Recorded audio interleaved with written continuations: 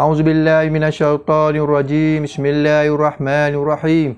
Assalamualaikum warahmatullahi wabarakatuh. Alhamdulillahirabbil alamin wassalatu wassalamu ala asyrafil anbiya'i wal mursalin wa ala alihi wa sahbihi ajma'in. Rabbi shrah li sadri wa yassir li amri wahlul 'uqdatam min lisani yafqahu qawli, amma ba'du. Alhamdulillah, tuan-tuan dan puan yang dimulakan Allah Ta'ala, pada malam ni insya-Allah kita melihat iaitulah tajuknya daripada kitab bagaimana cara untuk kita menyeru kepada Islam, kaifa nad'u ilal Islam. Bab yang menyatakan tentang kewajipan menyeru kepada Islam. Tuan-tuan yang dimulakan Allah Ta'ala, apakah kewajipan menyeru kepada Islam? Peranan kita, peranan mengajak masyarakat untuk melaksanakan ajaran-ajaran Islam, menyuruh mereka yang ini berbuat baik dan melarang mereka berbuat yang tidak baik adalah kewajipan dalam agama Islam. Dalam agama Islam ni, kewajipan dalam kita berada dalam agama Islam iaitulah Allah Ta'ala suruh supaya kita melakukan kebaikan, dan bukan saja buat baik, dan juga hendaklah kita melarang daripada mereka berbuat daripada kejahatan. Maka kita sebagai warga yang berada dalam lingkungan medan Islam seharusnya tegak membawa tugas itu, memikulnya dengan segala kesungguhan, mengerahkan tenaga kita serta waktu dan pemikiran kita. Dengan inilah tugas utama bagi setiap umat Islam. Dalam Al-Quran yang mulia, banyak ayat-ayat yang mendorong setiap Muslim, setiap umat Islam untuk melaksanakan tugas ini. Tuan-tuan yang dimuliakan Allah Ta'ala, tugas ini Allah Ta'ala nyatakan dalam surah Ali Imran ayat 104, yang mana firman Allah Ta'ala, wa takum minkum ummatun yad'una ilal khair wa ya'muruna bil ma'ruf wa yanhauna 'anil munkar wa ulaika humul muflihun. Allah Ta'ala menyatakan, dan hendaklah ada di antara kamu suatu golongan yang mengajak yang berbuat baik, menyuruh mereka mengerjakan kebaikan dan melarang mereka dari berbuat yang mungkar, dan hanya mereka itulah orang-orang yang betul-betul beruntung. Allah Akbar. Sebab itulah tuan-tuan yang dimuliakan Allah Ta'ala, orang yang beruntung di sisi Allah Ta'ala iaitulah orang yang melakukan kewajipan, melakukan iaitulah berbuat baik dan menegah daripada perbuatan yang tidak baik. Kerana itulah Islam adalah agama yang mana bukan seperti agama-agama lain yang duduk berpendetauan, duduk di gua-gua, duduk di kuil-kuil dan sebagainya. Tidak. Islam ini itulah bergerak, itulah menyuruh. Allah Ta'ala suruh supaya kita melakukan, iaitu menyuruh kepada perkara-perkara yang baik dan mencegah daripada perkara-perkara kemungkaran. Dan dalam surah Fussilat ayat 33, dan tidak ada orang yang lebih baik kata-katanya, dan tidak ada orang yang lebih baik kata-katanya dan seseorang yang mengajak untuk umat manusia untuk ke jalan Allah dan beramal soleh dan berkata sesungguhnya saya, iaitulah termasuk golongan kaum muslimin. Allah Akbar. Sebab itulah bila mana kita sebagai umat Islam, hendaklah kita tegak membawa peranan sebagai umat Islam untuk melakukan perkara-perkara yang diperintahkan Allah Ta'ala. Sebab itulah umat Islam ini bukan, kita sebagai umat Islam bukan saja kita suka-suka, bukan saja kita ni hobi untuk menjadi umat Islam. Tidak, kita adalah anugerah Allah Ta'ala. Berapa ramai mereka yang di luar sana perlu kepada bimbingan. Kata ulama bahawasanya sebenarnya ramai daripada manusia ini menjadi Muslim kerana hobi atau dilahirkan oleh kedua ibu bapanya yang memang beragama Islam. Mereka ini pada hakikatnya tidak memahami makna menggabungkan diri dengan Islam. Mereka juga tidak mengerti tentang tuntutan-tuntutan dari pergabungan ini. Lantaran inilah kita dapat melihat mereka berada di antara di satu pihak, manakala Islam berada di pihak yang lain. Kata ulama bahawasanya jangan sekali-kali kita rasa ragu-ragu, kita rasa was-was, kita rasa dalam agama Islam ni sebagai seronok, sebagai hobi saja. Tidak. Kita berada dalam agama Islam ni iaitulah dengan kita membawa perintah-perintah Allah Ta'ala, matlamat, iaitulah seruan, dan apa saja yang Allah Ta'ala perintahkan adalah kita berani untuk melakukannya. Kerana itulah Allah Ta'ala menyatakan, oleh itu serukanlah Dalam surah Al-Hajj ayat 67. Wad'u ila rabbika innaka la'ala hudam mustaqim. Wad'u, oleh itu serukanlah umat manusia seluruhnya kepada agama Allah, yakni agama Islam, dan janganlah dihiraukan bantahan golongan-golongan yang ingkar, kerana engkau berada di atas jalan yang diredai oleh Allah Ta'ala. Allahu Akbar. Sebab itulah bila mana kita berada dalam agama Islam, jangan kita hirau. Jangan kita takut kepada mereka-mereka yang tidak mahu kepada Islam. Teruskan menyeru kepada agama Allah. Kerana agama Allah ini agama yang kita penat lelah kita lakukan ini, maka kita akan berehat di syurga Allah Ta'ala. Sebab itulah syurga Allah ni tempat untuk kita berehat. Bagaimana untuk kita berehat? Adalah kita bersusah payah di dunia melakukan perintah-perintah Allah Ta'ala. Kerja untuk melakukan dakwah ini yang pertamanya disampaikan untuk Rasulnya. Kemudian barulah kepada kita untuk melakukan dakwah ini. Sebagaimana Allah Ta'ala menyatakan, dan ajaklah, wahai Rasul, sampaikanlah.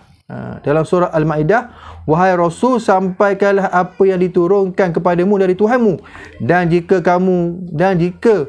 tidak kamu kerjakan apa yang diperintahkan itu, berarti kamu tidak menyampaikan amanahnya. Allah Akbar. Sebab itulah amanah untuk kita berada dalam agama Islam ni, itulah untuk kita berdakwah. Besar tanggungjawab. Itulah beberapa ayat yang mendorong kita untuk berdakwah. Ayat yang belum dicantumkan masih banyak lagi. Demikian juga sunnah yang suci, padat berisikan sabda dan pesan Rasulullah sallallahu alaihi wasallam menerangkan bahawa usaha memikul tugas dakwah, mengajak umat ke jalan Allah, itu adalah suatu kewajipan. Suatu kewajipan yang agung. Berjuang meratakan kemakmuran lahir dan zahir dan batin, dan membenteras kemungkaran-kemungkaran dengan segala macamnya. Itulah yang mana dakwah Rasulullah sallallahu alaihi wasallam lalu diteruskan oleh ulama-ulama. Sebab itulah kita sebagai umat Islam hendaklah kita berani untuk melakukan perkara-perkara demikian.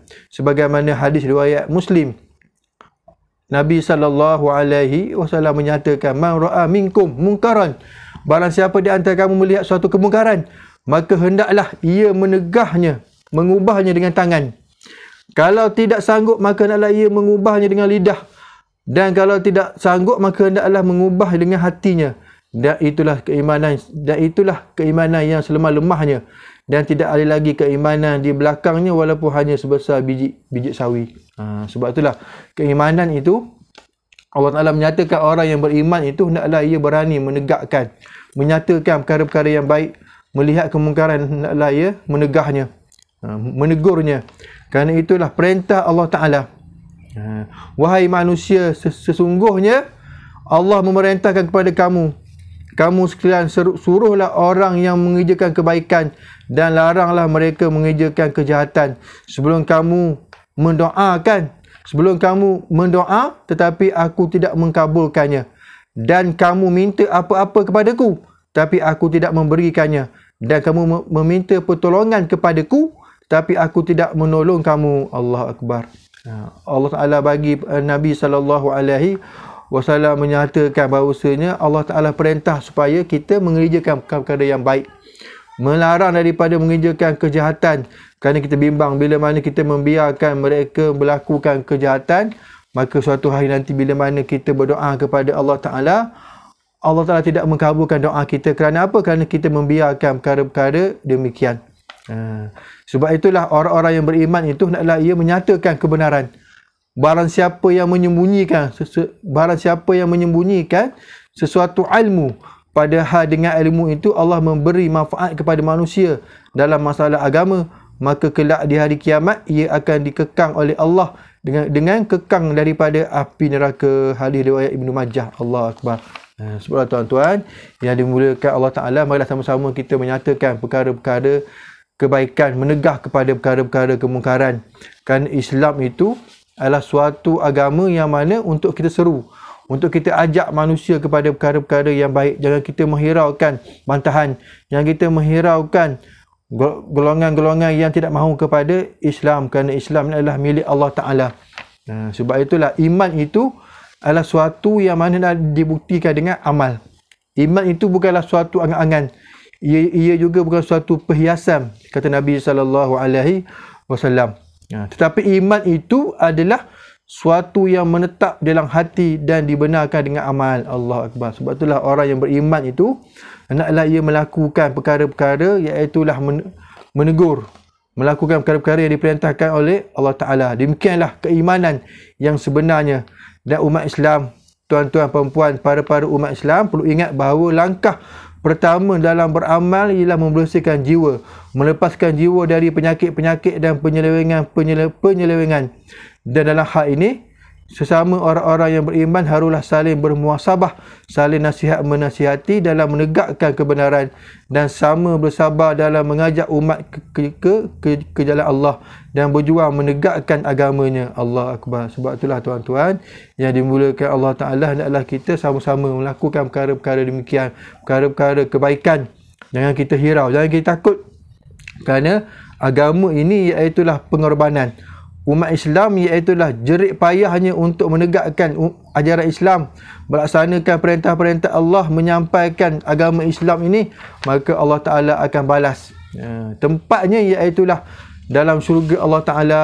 Kepada orang-orang yang beriman itu dibalas syurga Allah Ta'ala, tempat mereka bersenang lenang, dihiasi dengan makanan-makanan yang enak, para bidadari dan sebagainya. Mereka akan berada dalam syurga Allah. Jannatun tajri min tahtiyal anhar. Sebab tu syurga ni tempat apa? Tempat untuk mereka berehat setelah mana mereka bersusah payah melakukan kerja-kerja dakwah, melakukan kerja-kerja iaitulah menyampaikan ajaran Islam, menyampaikan jerit payah, mengorbankan nyawa, mengorbankan harta, mengorbankan apa sahaja untuk agama Islam ini. Mudah-mudahan tuan-tuan yang dimulakan Allah Ta'ala, saya rasa itulah pada malam ini, mudah-mudahan tuan-tuan mendapat mengambil kebaikan dan terus kita bermunajat kepada Allah Ta'ala supaya Allah Ta'ala mengangkat virus, mengangkat wabak ini dan dapat kita sama-sama melakukan kerja-kerja solat kita, amal kebaikan kita bersama-sama, insya-Allah dapat kita bersama kita hadir ke surau, ke masjid, insya-Allah. Saya rasa itu saja pada hari ini, insya-Allah sama-sama kita berdoa kepada Allah Ta'ala, mudah-mudahan Allah Ta'ala memberi kepada kita keampunan, keberkatan, kekuatan, kesabaran untuk kita menghadapi wabak ini, insya-Allah. Sekian, Assalamualaikum warahmatullahi wabarakatuh.